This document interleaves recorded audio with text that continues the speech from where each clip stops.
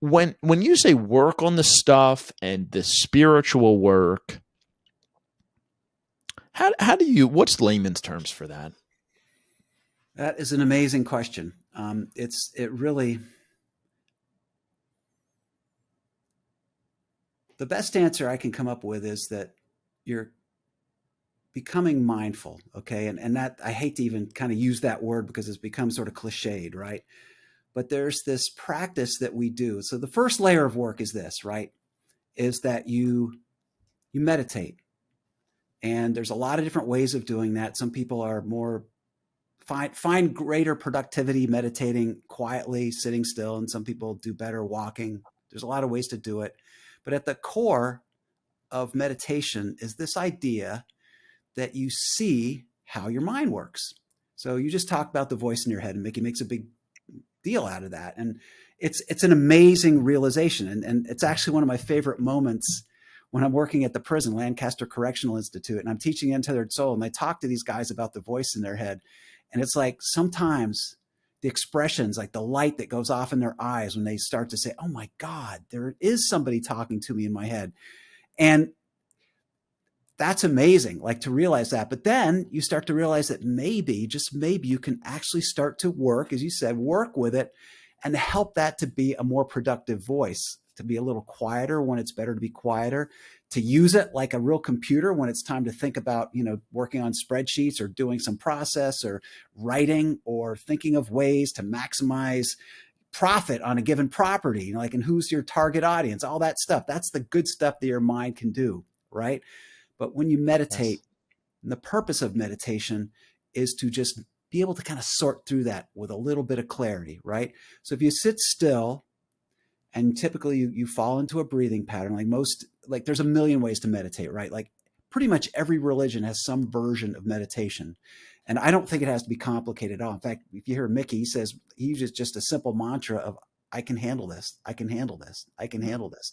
That's really powerful because you're just sort of preparing yourself to be able to handle whatever comes to you in life. For me, meditation is just a simple process of relaxing your body, relaxing the heart.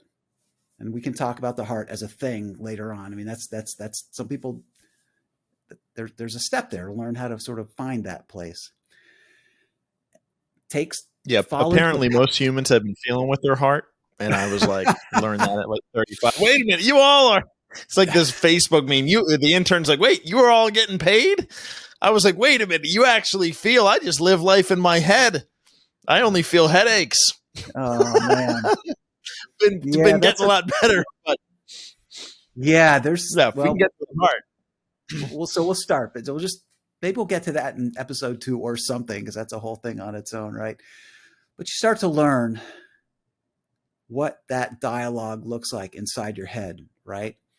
And when you become clear enough and calm enough and you sit long enough to actually sort of find your normal resting state, if you will, then you can start to hear when your mind gets triggered, right? And that's really powerful, because when your mind gets triggered, it can start this process of spinning up. I like to use that term. That's a term that people seem to get now, but it's like this voice in your head just starts talking, and it's trying to solve all of the problems that you've ever had historically, ever in your life. Even maybe some that are actually happening in real time, like in the current moment. But it's also typically looking far ahead in the future and just looking at everything that could ever go wrong and just multiplying them. Basically, your mind is creating an unsolvable problem and trying to speed up to go fast enough to solve an unsolvable problem. It's like if you said, what's the square root of infinity? And said, mind, solve that. And it would say, but I can't. Infinity's endless. But we'll still try. Or just keep banging away at this. And if you've ever felt anxiety and fear, you wake up in the middle of the night, 4 a.m, and you just can't sleep because your mind's just going off. Typically, with some practice, you can start to realize which of those thoughts is actually productive, which of them are not, which of them are kind of the result of this obnoxious inner roommate, right? That just spouts fear, doubt, self-criticism, all of that, right? And the work of meditation is just to get familiar with it enough so that you can, almost like you're riding in a car, right? And you have no control over what station's playing. You have no control. You can't make that radio stop and it's just saying crap. It's just saying shit that really is frustrating and doesn't help you to be happy in life. But you learn to relax. You just take deep breaths and just feel the tension in your body, and you relax the tension in your body. And you learn over time how to kind of turn the volume down on that sound, that car stereo that's just spouting all this.